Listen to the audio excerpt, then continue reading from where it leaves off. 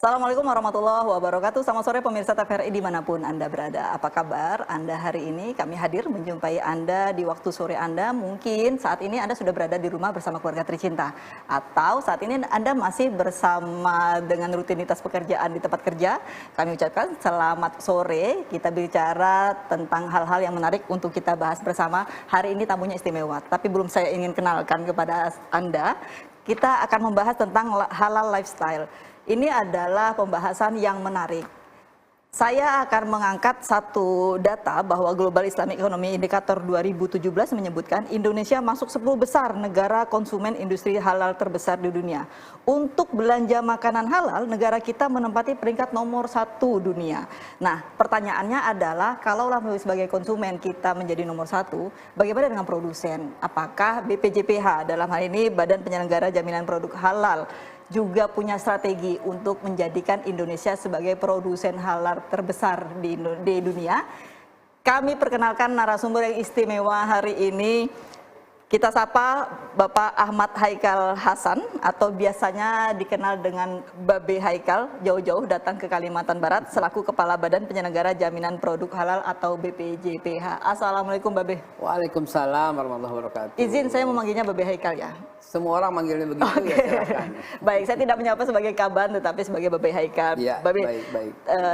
Di opening tadi saya menyatakan bahwa konsumen terbesar kita ini Indonesia ini kalau mencari makanan selalu mencari ini halal nggak? Di luar negeri juga seperti itu, Babe? Yes, betul sekali. Sayangnya, ya silakan. Saya Mbak Husnul panggilnya. Saya sedikit terganggu gitu loh. Terganggunya gini. Kenapa kita harus jadi bangsa konsumen yang besar sementara produsen halalnya itu masih jauh dari harapan gitu loh. Jadi jawaban saya dengan pertanyaan itu pertama itu adalah sebenarnya kalau mau main hitung-hitungan, kita itu nomor 1 di dunia dalam menghasilkan produk halal. Saat ini? I guarantee you. Kalau itu dihitung benar-benar. Baik. Tapi faktanya kita nomor 8. Gitu loh. Angka penjualan ekspor untuk halal kita itu baru 13 miliar US dollar. Cina itu udah hampir menyentuh 32 miliar US dollar. Itu jauh sekali. Kenapa negara-negara itu? Bahkan yang sangat sedih angka yang baru dikeluarkan di 2024 ini. Sepanjang tahun 2024 kita baru berhasil menghasilkan catatan pembukuan produk halal 637 triliun. Tapi kuenya itu Mbak Husnul, kue halalnya itu, market halal itu di tahun 2024 20.644 triliun kurang lebih. Jadi cuma 3% kita di dunia untuk menghasilkan produk halal. Ketimpangan inilah yang menjadi PR terbesar Badan Halal. Saya menyebutnya Badan Halal ya. Baik. Kalau BPJPH ntar kepanjangan. Baik. Dan mungkin kenapa kemudian Presiden mempercayakan BPJPH ini kepada seorang Babe Haikal? Alhamdulillah merupakan amanah. Namun lebih dari itu, ini adalah wujud daripada Presiden kita, Pak Prabowo Subianto mengamalkan bunyi pembukaan Undang-Undang 45, melindungi segenap bangsa dan seluruh tumpah darah Indonesia. Jadi gini, kita sebagai bangsa yang harus kita terima keadaan bahwa walaupun halal itu adalah bukan untuk Muslim ya, halal ini penegasan, saja. betul. Ya, ini disclaimer dulu ya. Halal is not for Muslim only. Halal for everybody. Halal is lifestyle. Halal is modern civilization. Halal is double clean kata orang bilang. Halal is symbol of health, symbol of clean, itu adalah halal gitu ya. Jadi gini, mau nggak mau suka nggak suka telah terjadi bahwa pilihan utama kita itu halal. Pilihan utama. Coba ini hasil survei 95% kalau saya tidak salah angkanya itu mengatakan apa pilihan pertama? Halal. Tidak pakai angka ABCD loh ya. Kalau pakai misalnya pilihan pertama mau cari makanan yang apa dulu, yang mahal atau yang murah, gitu kan? Yang enak apa yang biasa saja? Yang halal dulu dong, gitu kan? Begitu yang halal baru enak apa enggak? Begitu halal enak baru harga, gitu kan? Jadi ya begitulah keadaan kita sehingga kita mengharuskan halal itu sebagai panglima, sebagai patokan, sebagai sumber. Karena itu halal harus menjadi mandatori dan itulah presiden kita. Baik. Prabowo Subianto mengatakan halal itu mandatori. Mulai WHO wajib halal Oktober, itu tanggal 18 Oktober 2024 kemarin. Saya bacakan undang-undangnya, itu di pasal 2. Kalau jadi pejabat mesti hafal undang-undang. Oke, baik. Pasal Undang-Undang 33 2014, pasal 2 mengatakan begini, ayat 1, semua makanan dan minuman. Tapi makanan dan minuman ada di pasal 1. Saya biar gampang aja ya. Semua produk ya. Dan yang dimaksud dengan produk itu makanan, minuman, obat, kosmetik, dan barang gunaan yang melekat ya. Nah, semua itu yang diedarkan, diperjualbelikan, didistribusikan di wilayah Indonesia wajib bersertifikat halal. Itu undang-undang. Jadi memang harus kita taat undang-undang itu. Dan kalau yang nggak halal gimana? Nggak apa-apa. Ayat 2-nya mengatakan, Baik. produk yang dikategorikan tidak halal itu dikecualikan dari ayat 1. Ayat 3-nya mengatakan produk-produk yang dikategorikan tidak halal itu wajib diberikan keterangan tidak halal. Baik, ini adalah sebuah kewajiban. Nah, pertanyaan lanjutannya ini Babe, sebenarnya ini kebutuhan siapa sih, Be? Sertifikasi halal, kejelasan produk, ini kebutuhan konsumen kah, produsen kah, atau jangan-jangan ini kebutuhan pemerintah sebenarnya? Pertanyaan kamu berat banget. Tapi jangan lupa, TVRI itu media Pemersatu bangsa. Baik, siap. Begini, kebutuhan kita semua. Yang pertama konsumen, kita melindungi konsumen. Ya, konsumen harus yakin yang diambil itu, yang dibeli itu, yang digunakan itu halal. Itu yang pertama. Sehingga produsen harus mencantumkan kata halal itu. Ya. Terus bagaimana kalau kita nggak dicantumkan? Ya kita nggak bisa jadi pemain dunia. Untuk diketahui, kita tuh masih nomor 8 di dunia. Ini sangat memalukan karena ada 260 juta orang muslim di Indonesia yang sebenarnya seharusnya sangat concern dengan halal itu. Walaupun halal untuk semua gitu ya. Kenapa saya katakan begitu? Karena kita belum tertib halal. Kalau Mbak Kusnul mau saya sampaikan data lagi begini. Ada 66 juta pelaku usaha di Indonesia. Baik. Yang bukan yang halal, entar yang lain jadi haram dong, gitu ya. Yang tertib halal, yang sudah terdaftar di kami, yang sudah terregister sebagai company dengan produk-produk halal baru 2,3 juta. Cuma 3%. Itu dari sisi pelaku usaha. Baik. Ya, pelaku usaha. Cuma 3% dari seluruh pelaku usaha yang tertib halal. Come on. Baru 3% saja angka kita sudah menyentuh 637 triliun dari 20.000 triliun. Baru 3%-nya. Bayangkan kalau kita 50%. Ya. Itu yang namanya Brazil mungkin kalah, Hongaria kalah, Prancis kalah, itu Amerika bahkan Cina bahkan Korea itu kalah semua sama kita. Jadi yuk semangat, daftarkan segera. Ada Satgas Halal juga di Kalbar ini.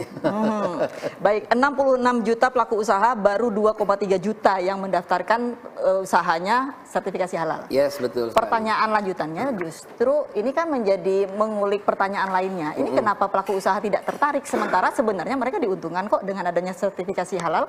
Apakah karena biaya yang mahal, urusan yang rumit itu menjadi salah satu sebab? Salah satu sebab itu. Tapi saya fokuskan lagi begini. Dari 66 juta pelaku usaha itu 14 juta diantaranya makanan dan minuman. Sehingga yang wajib halal saat ini baru yang 14 juta itu. Yang makanan dan 2,3-nya sudah termasuk. Gitu ya. Dari 14 juta itu yang wajib sekarang sejak Oktober kemarin yang berusaha, yang levelnya itu pelaku usaha menengah ke atas. Yang menengah, yang kecil dan mikro 2026 dikurangi lagi gitu ya. Oke, jadi intinya begini, kenapa yang lain kok malas? Isu di luar itu, isu di luar karena kejahatan. Saya bilang kejahatan. Ini kalau pelakunya berarti penjahat, gitu ya. Penjahat inilah yang membuat angka orang pelaku usaha jadi segan untuk mendaftar. Pertama, soal biaya. Biaya sebenarnya udah ada resmi dari negara. Untuk mikro gratis sebenarnya. Gratis.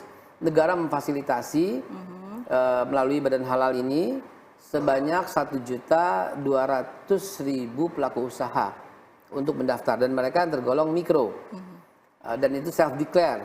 Tapi kalau mau mandiri boleh hanya Rp230.000. Oh sorry, 230.000 ya, betul.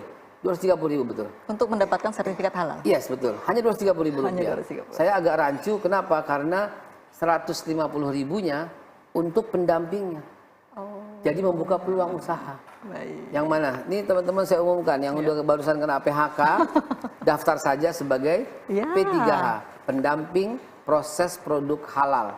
Satu sertifikat halal yang ketika menemani, mendampingi pelaku usaha mendapatkan fee dari negara loh ya, Rp150.000. Kalau sehari bisa 2, Rp300.000.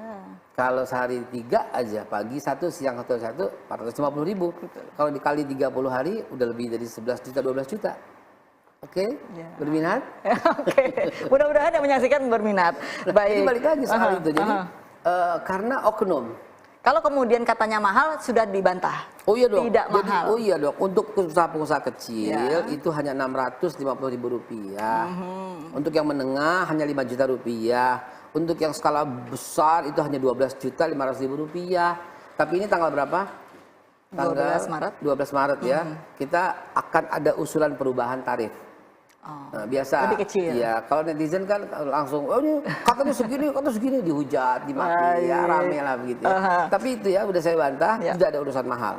Ya, yang mahal itu oknum, dan itu kesalahan para pelaku usaha yang mempercayakan kepada lembaga yang tidak tepat. Kadang-kadang calo ada loh. Seperti orang dulu kan mau bikin SIM, ada calo SIM. Mau jalur cepat apa jalur lambat gitu kan. Dulu. Baik. Di halal nggak bisa begitu.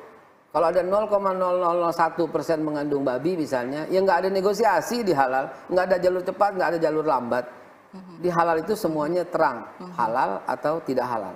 Rumit pun terbantahkan karena ada pendamping. Jelas ada pendamping. Yang menjadi rumit itu adalah dirumit-rumitin sama calo. Nah, mumpung nih TVRI, saluran pemersatu bangsa kita ini menyampaikan secara seluruh Indonesia, jangan pernah berhubungan sama yang calo-calo demikian. Ada Satgas Halal di seluruh provinsi.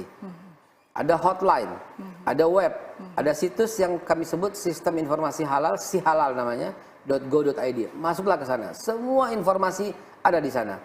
Untuk yang memeriksa namanya lembaga pemeriksa halal, daftarnya ada di sana. Untuk daftar-daftar para pendampingnya ada di sana. Untuk daftar auditornya ada lengkap semua di sana. Masuklah ke sana. Yuk urus sertifikat halal Anda.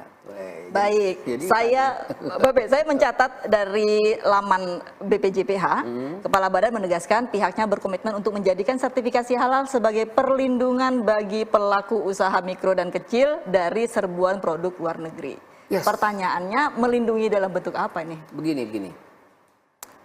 Coba kalau kita datang ke mall ya, ke supermarket ya, ke minimarket ya. Sekarang itu produk-produk asing itu membanjir gitu loh. Anak saya dulunya makan mie di sini ya. Sekarang dia mau makannya topoki. Hal sederhana kan? itu. Korea kan? Betul. Loh, kan di situ ada logo halal. Sementara ada beberapa produk lokal yang belum urus. Nggak kepilih Husnul sama anak kita. Anak kita. Anakmu dan anakku juga. Anak-anak kita gitu ya, anak-anak kita gitu ya, itu nggak kepilih, dia akan pilih halal. Bonusnya adalah pemikiran untuk mendapatkan yang halal, yang mengutamakan halal itu nilai plus. Iya dong. Nilai plus, kita akui. Nah, bagaimana menciptakan produk-produk halal? Itulah, jadi memang itu memang udah jadi budaya, udah jadi pattern bangsa kita, ya. Seperti yang saya katakan tadi, survei pun menunjukkan orang milih halal. Tidak bicara soal agama. Halal itu adalah simbol kebersihan.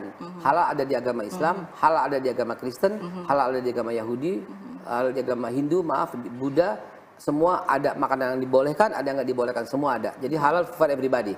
Ya. Nah, jadi masalahnya adalah kalau kita pengusaha-pengusaha lokal tidak melakukan proses halal, Anda tuh akan kalah dengan produk-produk impor yang sudah halal. Dia menjadi bahan pilihan. Come on. Kalimantan Barat merasakan itu, Babe Haikal, karena kami ini daerah perbatasan, pintu masuk yang resminya saja itu banyak, apalagi jalur tikusnya. Nah, untuk meyakinkan masyarakat Kalimantan Barat bahwa barang yang datang ini saat ini mungkin belum bisa diantisipasi atau dihentikan masuk, kemudian menjadi pilihan masyarakat. Apa yang bisa disampaikan kepada masyarakat Kalimantan Barat untuk memilih yang halal, sementara itu tadi Babe mencontohkan, yang halal itu ada produk luar. Just wait. Oke. Kami sedang siapkan peraturan, kami sedang siapkan undang-undang, kami siapkan dengan Satgas, kami siapkan semua untuk melindungi UMKM di setiap provinsi.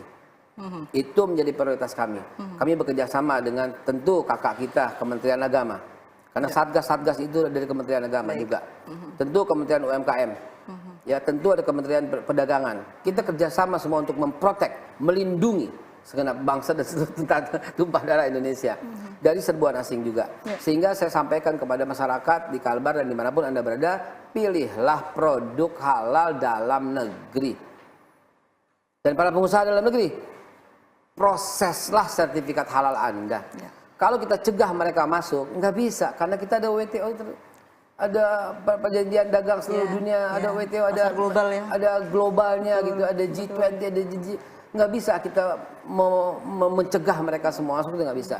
Namun kita bisa menjadikan halal sebagai entry barrier, gitu. Untuk apa? Untuk memprotek. Jadi, ayolah teman-teman pelaku usaha, kalau Anda tidak bersertifikat halal, Anda tuh akan kalah dengan serbuan-serbuan asing itu.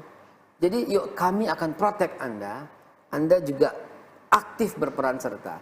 Dan jangan lupa, kami tuh membina UMKM itu seluruh Indonesia gitu ya. Amazing ketika dia halal. Ada seorang ibu di daerah Malang, Jawa Timur ya, maaf. Itu usahanya cuma keripik doang, Husnul. Tadinya susah masuk koperasi-koperasi. Dia akhirnya mengupayakan halal. What next? Apa yang terjadi? Koperasi menerima dia, toko-toko menerima dia, dan ibu ini mengajak tetangga-tetangganya, dan kemarin ekspor 2 kontainer ke Eropa. Kan kita lihat kan happy banget, ya ampun keren Bu. Ini karena halal gitu. Pengusaha tempe di Sukabumi. Kemarin cerita sama saya sudah 8 negara tempe itu masuk. Gara-gara apa? Halal. Halal Indonesia itu berlaku mahal di luar negeri. Sangat dibutuhkan. Standar kita tuh tinggi. Nanti saya tanyakan Babe terkait standarisasi halal Indonesia dan standarisasi halal dunia yang masuk ke kita usai jeda Babe. Dan pemirsa, pastikan Anda tetap bersama kami. Kita akan membahas lebih lanjut bagaimana produk-produk yang ada di Indonesia mampu bersertifikat halal, strategi apa yang dilakukan, berapa pasukan Babe Haikal yang akan diterjunkan untuk melakukan sertifikasi halal kepada seluruh UMKM yang ada di Indonesia. Usai jeda berikut tetap bersama kami, usai jeda kami kembali.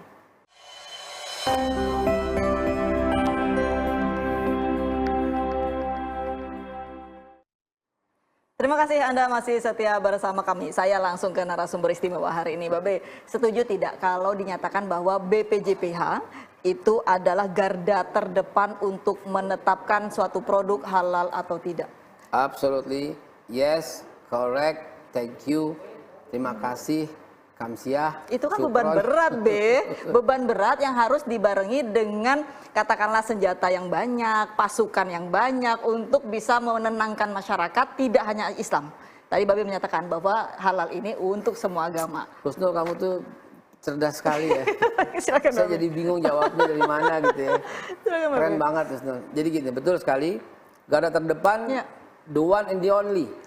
Sekaligus saya disclaimer sekarang, saya nyatakan tidak ada proses halal seluruh Indonesia kecuali satu dan satu-satunya Badan Penyelenggara Jaminan Produk Halal. Baik. Ya, saya sebut Badan Halal biar singkat karena memang nomenklaturnya akan kita buat menjadi Badan Halal Indonesia. Oh, baik. Badan Halal Republik Indonesia. Itu pertama, oke, setuju dan betul. Beban ini kami bisa lakukan sampai dengan saat ini. Tentu dengan dukungan pemerintah, dan dukungan itu pertama dari Presiden Prabowo Subianto yang mengangkat badan ini setingkat menteri, bertanggung jawab langsung pada Presiden, dan saya diangkat dan diberhentikan oleh Presiden, sehingga dengan positioning seperti ini lebih fleksibel. Kami terikat dan terjalin dengan 9 kementerian dan 3 badan. Di antaranya Badan POM, saudara kita. Badan POM ya.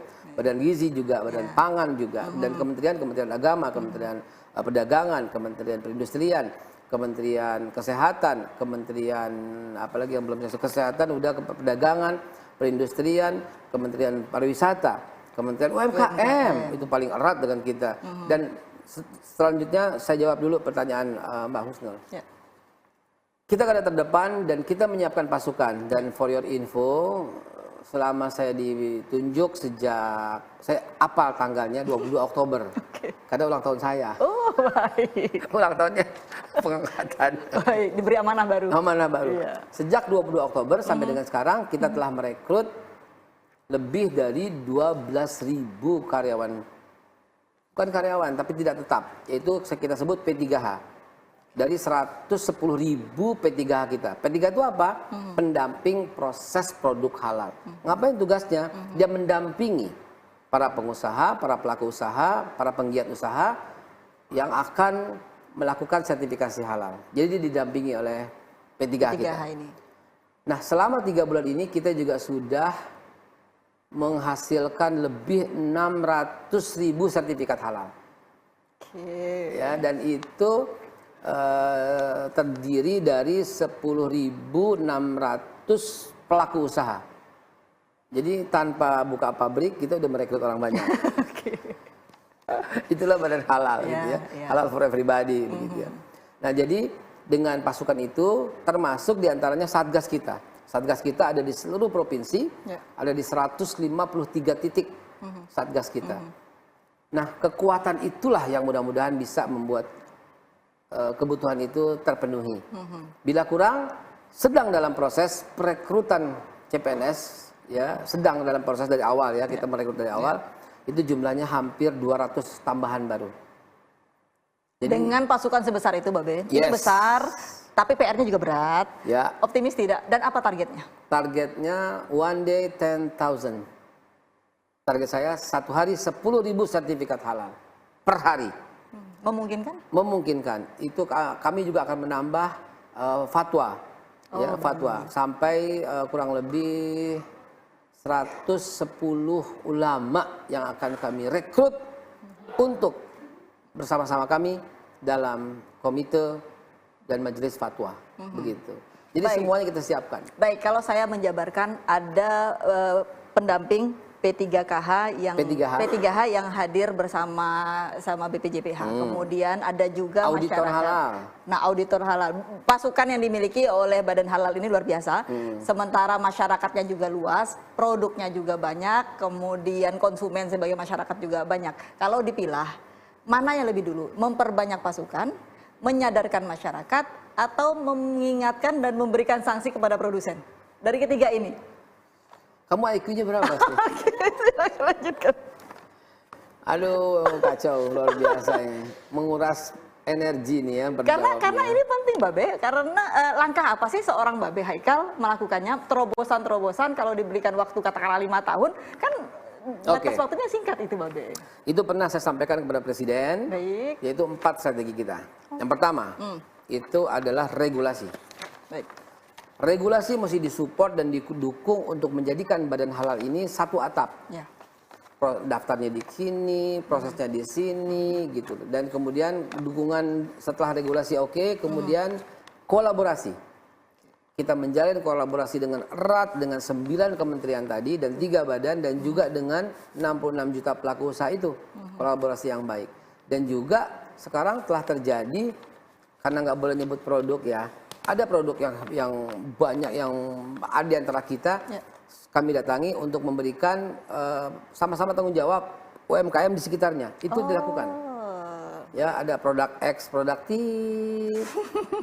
Itu saya datangi, saya data dulu UMKM di sekitarnya itu ada 400. Saya bilang tolong kasih sertifikat halal, bantu dia. Dia nggak mampu. Itu dibayarkan sama dia 230.000 per UMKM untuk dibuat halal, gitu, untuk didampingi supaya jadi halal. Jadi pertama regulasi dikuatkan, ya, Undang-Undang 33 2014, PP 42 2024 ini sedang kita usulkan revisinya. Setelah regulasi kolaborasi dengan kementerian dan badan. Yang ketiga, sosialisasi. You're right. Salah satunya ini. You're right, thank you. Jadi sosialisasi mesti masif dan TVRI sebagai media pemersatu bangsa, terima kasih kesempatan ini diculik sama Husnul. Di tengah kesibukan Babe. Ya, di tengah-tengah mau MOU nih sama UMKM di sini sama Pak Maman, Pak Menteri Maman. Setelah ulangi lagi, pertama regulasi, kolaborasi, dan sosialisasi, ini kami sampaikan secara masif. Kita pakai media. Nanti kita punya media yang namanya Go Halal yang akan berkolaborasi dengan YouTube Karya Anak Bangsa yang akan kami launching, kami umumkan nanti kepada pemirsa. Ya. Kemudian setelah sosialisasi, yang terakhir itu adalah digitalisasi. Ya, karena sudah tanpa digitalisasi kita tidak mampu sampai 10.000 sertifikat halal per hari, pemirsa. Kita sedang merancang artificial intelligence untuk membantu itu. Sehingga para pendamping tadi akan dimudahkan sekali oleh AI. Gimana cara kerjanya? Setiap pelaku usaha itu akan mendaftar di kita.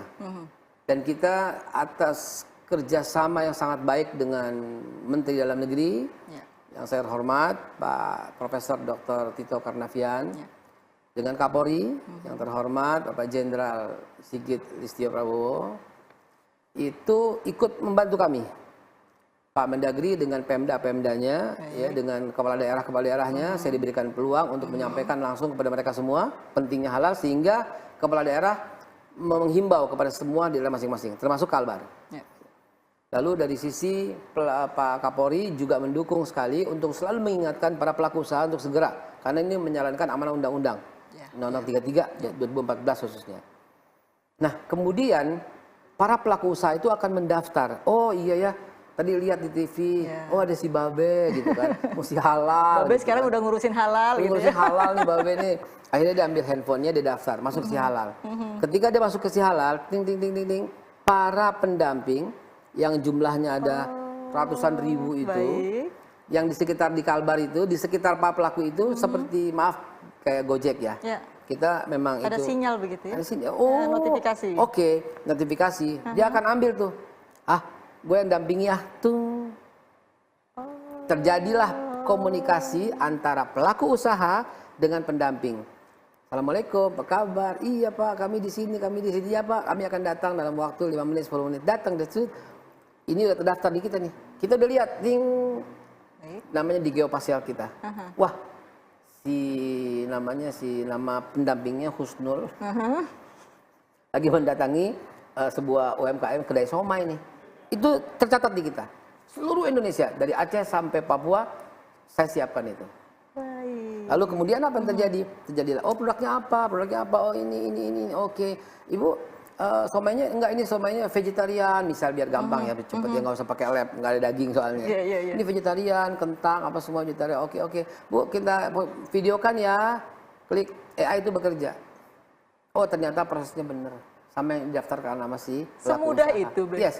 Kemudian di kita terjadi sinkronisasi. Kling, klop. Lalu klopnya itu ada ulama fatwa. Ya gimana pun kita harus mengikut sertakan para ulama. Akan terlihat di notifikasinya produk ini. Oh iya, ini halal. Jadi penyerahan amanah kepada ulama yang berhak. Halal, ting, dapat lagi ke kita. 1 kali 24 jam itu beres. Apalagi yang harus diragukan oleh para produsen ya? Tunggu waktunya, sebentar lagi kita launching. Lagi siapin. Jangan sampai kalau launching itu gagal. Ya, saya akan terus usahakan ini. Mempermudah urusan halal itu mudah, halal itu bersih, halal itu cepat, halal itu ya halal itu nggak haram, halal itu yang penting halal, murah, gitu. Kalau Anda mikro, Anda berhak mendapat bantuan dari pemerintah, gratis. Artinya pemerintah juga tidak mempersulit para pelaku UMKM dengan adanya produk halal, karena ketika produk tersebut sudah halal, maka keuntungan akan diraih. Banyaknya konsumen yang akan membeli. Of course. Saya punya ribuan contoh yang nanti setelah jadi ini akan kami sebar di, ya saya nggak boleh sebut ya, titik-titik karya anak bangsa, sebuah media sosial yang sangat luar biasa sedang kami bangun. Nanti semuanya itu bicaranya di sana. Komunikasinya di sana, dan ada ribuan konten yang real konten yang betul-betul dibutuhkan, testimoni untuk pelaku usaha sehingga oh iya ya dengan halal tumbuhnya luar biasa loh pertumbuhan kami gitu. Dengan pelaku usaha juga hati-hati makan yang halal aja ya. Yang halal di mana sih? Masuk ke si halal. Anda lokasi di mana? AI akan menerjemahkan Anda lokasinya di Kalbar dekat TVRI. Lalu kuliner yang halal di situ adalah ini dia datangi. Udah sampai ke situ. Udah sampai ke situ. Just wait. Oke, sangat kita nantikan bagaimana gebrakan yang dilakukan oleh Badan Halal untuk memberikan informasi dan edukasi seluas-luasnya kepada masyarakat. B, saya kembali ke masalah awal di mana barang impor. Ini sebenarnya ini menjadi menarik. Ini bukan karena saya, karena pertanyaan Husnul ini. Tidak, karena seorang Babe Haikal yang menangani masalah BPJPH. Babe, masalah barang impor yang masuk ke Indonesia. Kalau kemudian para konsumen pencari barang halal, produk halal ini menyatakan bahwa apa salahnya produk ini sudah jelas halal kok, labelisasi halal dari luar gitu. Nah, kalau pertanyaan itu jawabannya apa? Halal kok. Oke. Cintailah produk-produk Indonesia. Itu jawaban harga mati ya, Be.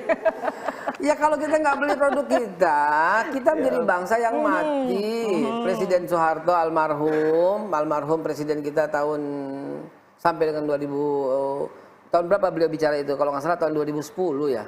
Kalau beliau bicara itu. Dan dia mengingatkan 10 tahun lagi, berarti 2020. Kalau kita tidak menggunakan produk-produk dalam negeri, bangsa kita akan menjadi bangsa yang lemah. Itu diingatkan oleh almarhum Presiden Soeharto pada waktu itu. Mbak Husnul mengalami masa itu? Masih mengalami. Pena zamanku tau. Itu luar biasa gitu loh. Dia udah diingetin, cintai produk Indonesia, cintai produk sendiri. Dan saya ya diamanahkan oleh Presiden Prabowo Subianto untuk melanjutkan gitu loh. Bahwa UMKM kita mesti mandiri. Kalau kita kuat, kita jaya, orang tuh nggak nganggap sepele. Lihat bagaimana Pak Presiden Prabowo Subianto ketika masyarakat Uni Eropa nggak mau beli sawit kita. Apa kata beliau? Thank you. Kita akan pakai sendiri. Kalang kabut kan Korea sekarang kan kekurangan kan. Nah, kita nggak mau disetir. Gitu. Jadi nggak mau kita jual barang kita dengan murah. Dan para teman-teman nih produsen, sahabat-sahabatku, konsumen, ya pilihlah produk dalam negeri yang halal. Ya, produk halal dalam negeri dan produk dalam negeri yang halal. Oke. Gitu. Dan Babe, sebangga apa kita pada sertifikat halal di mata dunia? Kita tidak bicara Indonesia. Indonesia satu-satunya badan yang mengeluarkan sertifikat halal adalah BPJPH. Tetapi ketika kita bicara tingkat dunia, sebangga apa kita? 157 lembaga luar negeri udah menghubungi saya dan minta untuk bergabung dan mengikatkan diri dalam MRA Mutual Recognition Agreement karena tingginya sertifikat halal kita. 157 Saya bangga jadi Indonesia. lembaga halal luar negeri itu kita apa ya? Dan setiap hari saya kedatangan para duta besar, Menteri Agricultural Minister dari berbagai negara. Tiap hari kalau kita nggak stop itu, mereka datang untuk apa? Untuk mengikat perjanjian dengan kami. Karena tingginya mutu halal kita. Kemarin sempat heboh itu, ada barang bahkan daging dari sorry to say dari Amerika, dari satu lembaga slaughterhouse ya di Omaha. Yang ketahuan teridentifikasi penyembelihannya pada waktu itu ya, sekarang diperbaiki ya. Gitu. Ini kita ngomong cerita yang dulu. Cerita kasus ya. Cerita kasus ya, ada satu kasus ya, yang penyembelihannya tidak melalui jalur yang dihalalkan oleh LHRN Amerika sendiri dan kedapatan oleh kita. Ya, penyembelihan ini enggak halal lah intinya begitu. Itu saya dengan tegas menyatakan daging dari negara dari wilayah itu nggak boleh masuk. Itu proteksi. Dan harus saya lakukan undang-undang, berdasarkan undang-undang harus saya lakukan. Apa akibatnya? Mereka sekarang lagi memperbaiki cara pemotongannya. Kan keren gitu loh. Mau masuk? Kita punya taring ya. Iya, lo masuk gue halal dulu loh. Kalau nggak boleh masuk loh. Keren gitu loh, gitu. Dan itu berlaku pada semua negara. Dan kita ada kunjungan yang harus kita kunjungi secara rutin ke semua negara-negara itu. Bahkan para pendamping ada yang di luar negeri. itu para mahasiswa yang melihat acara TVRI ini daftarkan sebagai pendamping. Kita beri pelatihan, mendapat certified, terregister. Anda pendamping nomor sekian gitu ya. Taksi aja ada nomornya. Apalagi sama orang kagak. Taksi nomor sekian gitu ya. Ya. Pendamping nomor sekian itu adalah tercatat di kami dan dia bisa melakukan itu di luar negeri. Kalau di luar negeri namanya auditor halal. Nah, bukan cuma pendamping. Gitu. Baik, Babe, saya masih penasaran. Ketika satu produk sudah dinyatakan halal oleh Badan Halal, kemudian siapa yang berani menjamin bahwa barang tersebut akan terus halal? Oke. Levelnya berikutnya lagi. Tadi kita udah bicara soal pendamping yang mau start, auditor kalau sampai ke lab memeriksa ini perusahaan besar dan dia punya produk, di situ ada penyelia halal. Penyelia halal itu adalah karyawan internal yang kita latih, kita cek, namanya penyerahan amanah kurang lebih namanya. Penyelia halal ini karyawan itu ya, PT itu dia punya produknya di mana-mana, itu wajib punya penyelia halal. Penyelia halal itu terregister di kami, terdaftar di kami. Tiap hari dia mesti liatin bagaimana prosesnya itu, dan perusahaan itu harus menerapkan SJPH, sistem jaminan produk halal. Ada, dan para penyelia itu karyawan mereka sendiri yang terdaftar. Ada satu perusahaan besar di Indonesia, perusahaannya baik, perusahaannya. Dia sampai punya penyelia itu sampai 120 penyelia halal di satu company. Babe, saya sampai lupa menanyakan, bicara tentang berkunjung. Kunjungan Babe ke Kalimantan Barat ini sekedar berkunjung atau ada agenda besar? Jawabannya singkat, Babe, karena saya punya pertanyaan pamungkas untuk Babe. Kok gue deg-degan ya? Silakan. Kunjungan saya ke sini adalah menandatangani perjanjian MOU ya, kerjasama Memorandum of Understanding dengan Kementerian UMKM, Bang Maman. Baik. Untuk apa? Putra daerah kita ya. Putra daerahnya. Untuk apa? Untuk memfasilitasi para UMKM di Kalbar ini, ya, angkanya nanti tercantum di sana, dan siapa yang terlibat juga tercantum di sana. Terima kasih juga kepada Bank Indonesia, terima kasih juga kepada semua para CSR daripada company-company yang dihubungi di sini, di mana kita juga akan ikut memfasilitasi, mendukung, dan Bang Maman dari Kementerian UMKM dan kami dari Badan Halal Indonesia akan mengayomi. Dan juga daerah yang lain, wilayah-wilayah seluruh Indonesia, silahkan gitu ya. Nah, ini merupakan awalan ya, akan ya seperti tadi konsepnya. Dan Kalimantan Barat ini salah satu yang pintu utama, masuk juga barang-barang asing, sehingga UMKM di sini harus diproteksi. Dan upaya ini yang mendorong saya baru pertama kali keluar dalam urusan ini ya, baru pertama kali itu ke Kalbar ya. Kalimantan Barat. Baik, Babe, siapa yang tidak kenal Babe Haikal? Dengan kevokalan seorang Babe. Nah, pertanyaan saya, ketika sudah menjadi kepala badan BPJPH, masih vokal dan masih dihujat nggak sih, Be? Silakan mungkin. Apa bedanya ketika tanpa menjadi kepala badan dan sekarang menjadi kepala badan? Silakan, Babe, waktu kita sangat singkat. Silakan. Saya tetap Haikal yang dulu, saya tetap vokal. Kalau dulu kan tidak didengar langsung, jadi mesti melalui pakai media. Medianya TikTok, Facebook, Twitter, Instagram, TV, dan sebagainya. Sekarang saya ada di dalam, vokalnya saya ya langsung kepada menteri teman-teman kita dong. Ngapain lagi keluar mencari muka? Muka gue udah ada. Vokalnya langsung, kita ada grup menteri, kita langsung saling mengingatkan. Dan semuanya kita ajak diskusi. Besok pulang dari sini saya ketemu dengan 3 menteri, langsung. Jadi saya tetap Haikal yang vokal seperti dulu. Dan siap dihujat. Dihujat itu karena yang menghujat itu belum move on. Ya, saya dihujat, saya dimaki-maki itu belum move on. Dan tahu nggak? Saya perhatikan sejak kapan hujatan itu makin dahsyat, makin dahsyat ketika saya memerangi judi online. Dan saya perhatikan tuh IP address-nya ini. Mereka ini para pelaku kebanyakan ya, pelaku judi online. 65 miliar US dollar per tahun kita hilang gara-gara judi. Selaku kepala badan, berhak tidak untuk mengintervensi judi online? Berhak. Karena apa? Karena bukan cuma kami, semua orang Indonesia berhak dan berkewajiban untuk perang menjaga bersama, ya. perang bersama dengan judi online. Dan saya perhatikan penghujat itu sejak naik hujatan itu tinggi banget dari pertama ini. Yang kedua, nggak move on. Saya nggak boleh harus sama apa gitu. Oke. Tapi mau tahu nggak hujatan yang paling banyak itu apa? Hujatan yang paling banyak itu katanya kalau seorang ulama nggak boleh dekat pintu penguasa gitu. Loh, saya lagi nasihatin para ulama dan saya bukan ulama, ubaru. Ulama ubaru. Saya bukan ulama. Saya seorang marketer, saya seorang sales, saya seorang salesman, seorang motivator. Saya mengatakan itu hal yang wajar bahwa ya udah ulama yang nggak usah deket kan. Ya, maksudnya menyampaikan apa adanya gitu loh. Baik. Tapi hujatan itu Selalu ada. sakit hati saya penyantahin ini. Belum dikasih jawabannya, udah selesai.